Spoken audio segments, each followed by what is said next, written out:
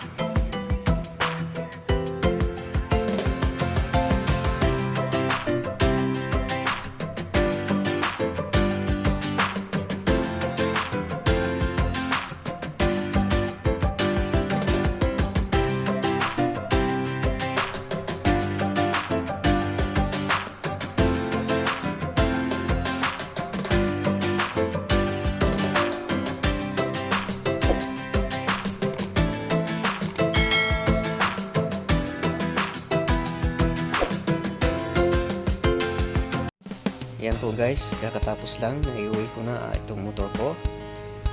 Yan, malinis na siya. Maraming salamat sa pagsuporta at pagsubaybay sa aking channel. See you next episode. Maraming salamat po. Terima kasih guys.